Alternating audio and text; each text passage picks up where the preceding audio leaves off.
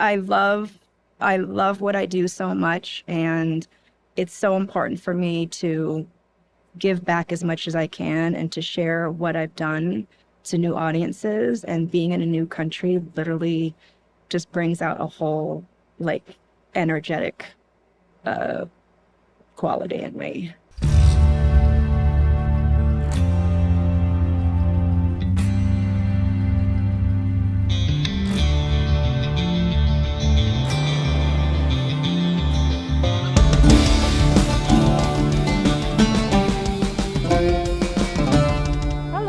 Hello, Athar. How do you find it here in Athar? I thought Athar was very it's interesting because it's a young festival with very seasoned minds, you know, and to kind of get those two contrasts coming together, where for a creative renaissance that's sort of happening, but then you have all these very established creative minds and leaders and executives coming together. I thought it was a really good sort of mix of like information, networking, learning, but then also like mentorship. You know, you could also see the ranges of the ages as well. You know, really young people, young kind of emerging professionals, but then also very established people who have been doing this for a really long time.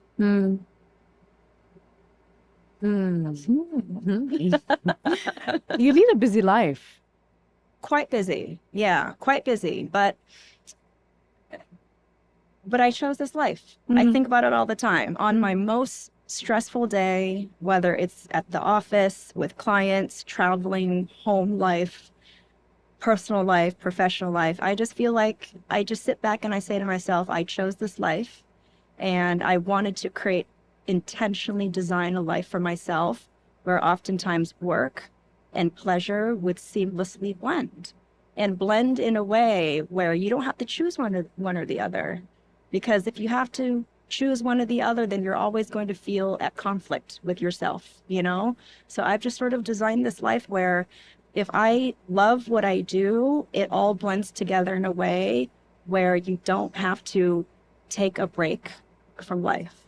You know, you don't need to take a break from work because it all kind of ladders up together to your ultimate destiny.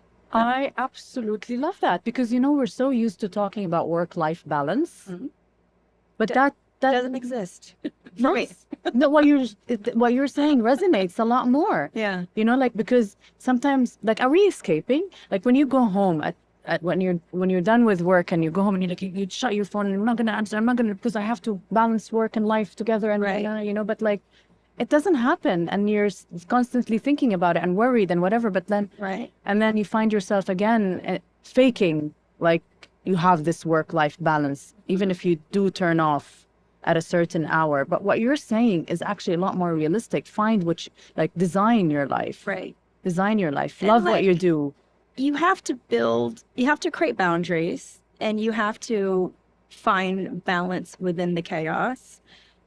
But you do it in a way where there's never that internal friction of having to choose, you know?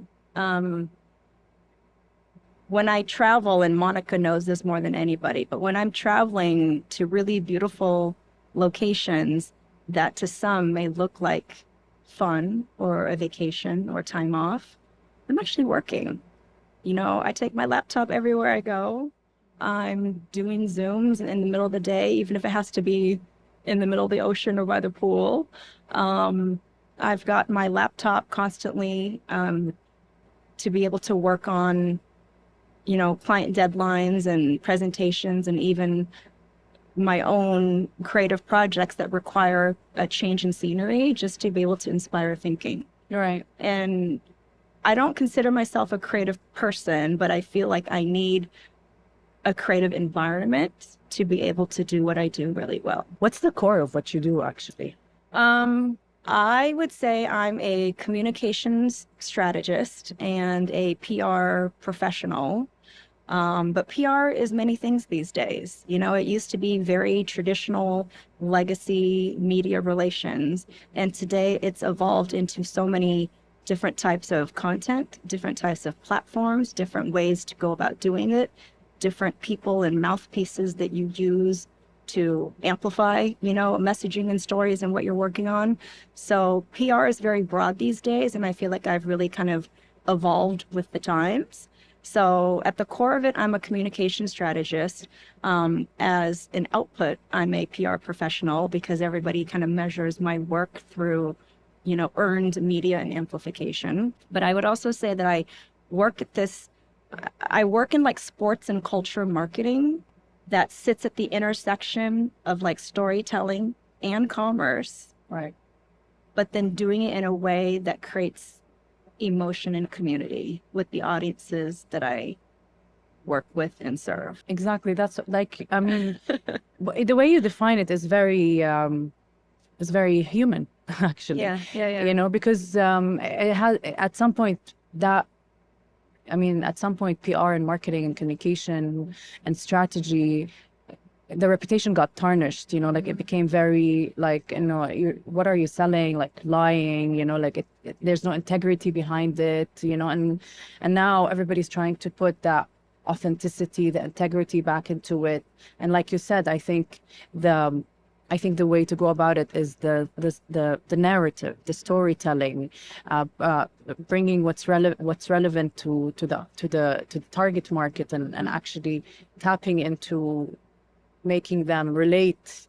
I call it communications is a combination of art and science. And I feel like I play in these two worlds constantly every day, because the science part of it is you work for clients who have a business to run, whether it's a product, service, event, or entity to sell, market, promote. And so how can you use communications in a very strategic and science way to help them reach those very hard deliverables, measurable goals, and reach their KPIs? But the art of it is, how can you communicate that in a way that cuts through the clutter? How can you be really creative about it? How can you be very artful and different about it? How can you do it in a way that resonates with your audience, again, through a really creative way that kind of stirs emotion and intent? Yeah. But I think what you're saying is, in theory, it sounds like it's like basic, like, yeah, but I feel like in theory, but I feel like you can't actually apply it if you don't have a lot of human experience as a service provider. Right. So that you can actually see through things. Right. See bring out the real story, understand people very well, characters, profiles, demographics, understand them.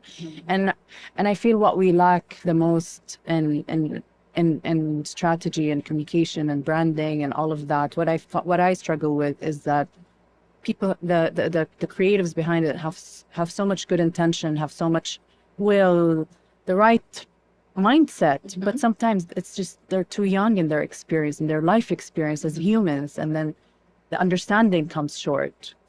I think about it a lot because I always say to people, I'm a classically trained PR professional, as in I studied it in school. It was my job titles throughout the different jobs and companies that I've worked for. So from a classical textbook standpoint, I'm trained in media and communications and PR. But I've been doing it for 28 years, and doing that and traveling to 104 countries gives me that life experience that you could never learn in a classroom. And I feel like it's that perspective that has allowed me to just find the different nuances and ways to communicate. And it differs, in the sports marketing that I do on any given day. I've worked in fencing, snowboarding, football, American football, baseball, golf, hockey, basketball. So I've worked in so many different sports across all these different genres, and everyone is very nuanced. And not only that, but every country that I've worked in is very nuanced. And not only that, but every type of client or executive that I deal with is very nuanced. And so going back to that art and science, how do I come in with the best strategy to help you reach your business goals? But then at the same time, how can I read the room so that I can help you solve it through words, visuals, and action? And even on the client side, I think that applies as well. Like when you're choosing to work with a company or a creative team to create your brand or to create your communication strategy or whatever it is, like look at the human behind the portfolio. Mm-hmm. Do you connect? Are they hearing you? Are they replying with the right approach to you, or is it just a template? Is it, Mm-hmm. choose that human that you actually connect with so that they can bring whatever it is that you're doing alive in a way that actually looks like you. Mm-hmm. I mean, a lot of work that we do, whether it's a brand, an entity, a product, or a person, all of that requires some level of humanizing, right? And a lot of that is what we do, and how we do it is going about how to personify what we're working with in a way that humanizes your brand, your product, your company, your event, your service, your talent, in a very relatable way. Yeah. You know what I think? I think at the core of what we're saying is creatives go out there and live, get life experience, see the nuances in the world. Yeah. And humans and experiences and graffiti on the street and signage and everywhere. Mm-hmm. Never stop being curious, never stop learning. Even if you physically can't travel, there are so many different ways to connect with so many different, people and cultures. A lot of my business is based on relationships, right? And you never know where one conversation, like you and I, you never know where it's going to lead tomorrow. And I feel like at the core of what I do, it's connecting these human to human conversations in a way that somehow leads to something very special through a creative project or a business venture. Right. I love that. I think we got it. Love it. Right? Is there anything else you want to say? No, I mean, I think that I just really thank you, Media Turtles, Athar Festival, and just the nation, the kingdom of Saudi Arabia, because it's been such a transformative trip for me personally and professionally. And to be here at a time when you can see this ambition and creativity and just want to share more and more with the world. It's just a really good time to be here to feel it, experience it. And I can't wait to see in a few years how this conversation has manifested itself into some incredible, great thing. It's a very exciting time for us. It's a very exciting time for us. It's like it's finally our turn. Yeah. Yeah. Exactly. It's our turn, and we're young, and it's invigorating, I love it. It's a renaissance moment, and I think that it's going to lead to so many great things. I love how you're saying renaissance. Tell me more. Well, you feel it. I think the energy is palpable, and you walk around and service, ambition, and innovation breeds creativity, right? And I have seen and experienced that the level of hospitality and the quality of service here, whether it's, like I say, whether it's in the city, the desert, or the sea, and I've been to all three of them on this trip, that level of service is still the same. And the want to be of good service to your customers has been high level and top notch. And then the ambition that you see and you feel and you experience from the creatives that I've met to the young women that I mentored through the Mahira program, you can tell that there's like this emerging desire to just do so much for this country, to welcome the world in. And then the last part is the innovation. I mean, I'm sitting in a truck with a company who has won 2 awards, right? And that's just the beginning. This is literally just the beginning for you guys. Yeah. So I'm excited. How amazing is the Mahira program? Amazing. I was so happy to be invited to, be a part of that. And, I have a program back in the US called Starting Lineup. And the whole reason for this program was to mentor young women and introduce them to work in the field of sports, discovering what their true talents and passions are. Because in sports, because of how mature it is in the US market, there's so many ways to enter the industry where you don't even really have to have played sports. If you want to be a creative, go be a sneaker designer. If you love music, you can be an in-stadium DJ. If you love data and analytics, then go work for a team to basically measure, athlete performance. If you love, oh my goodness, if you love public speaking, then be, in game presentation. There's so many different ways to enter the industry, and I want young women to feel and know that they belong and that there's a place and a job for them. So when I created Starting Lineup, it was so hyper focused on young women that when I was invited to be part of Mahira, it just so aligned with what I'm already doing. And I literally feel like we could start Starting Lineup Saudi someday. Yeah. Oh my God, that's amazing. That would be amazing. It would be my dream. Yes. Maybe Yeah. next year we'll have it here. Yeah. You never know. Let's do it. Right? Let's bring them through the truck and give them some training and learning on public speaking. That's amazing. Really. What's next for you? Back to New York and then headed to Mexico City to see some NBA games. NBA does a series of international games, and I'll be attending the one in Mexico City. Exciting. Sounds Yeah. very exciting. Yeah. Maybe we'll see you here again. I would love to come in back. Saudi. Please have me come back anytime. Yes. Yeah. All right. Really. Let's have her move here. Amazing. Find me an apartment.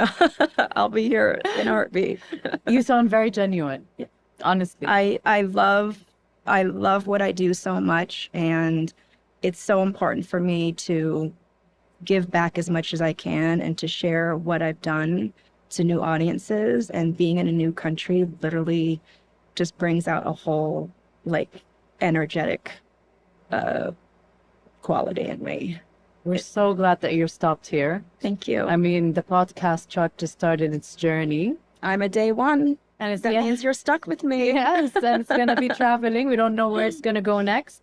It will drive around the kingdom, stop in different festivals and events, and talk to amazing people and exciting people, hear what they have to say, make them share their journey and learn from them and inspire them, I hope. When you're ready to do Podcast Truck USA, call me. You never know. Maybe one day we'll just keep driving. Yeah, exactly. I hope I will be the one in the truck, because you never know who's going to host next. I hope I'm the one in the truck when we drive to the U.S. All right. We'll amazing. do it. We'll do all the fun road trips, stop at all the fun landmarks, and we'll do the legendary Highway 66, and then we'll do the coastal route along the 101, all up California, up the West Coast to see the beautiful sea. Oh my goodness, we can do beautiful roads in Middle America where you can drive for days and not see another person, and stop along the way and talk to interesting people. You never know where the podcast truck will be again. Exactly. Fantastic to have you. Thank you so much. Have a safe trip back. Fada. Have fun. You're very welcome. And we will see you soon again, I hope. Definitely. Thank you so much. Great. Thank you. Okay, that was fun. Thank you for bringing me back. It was so fun. Okay.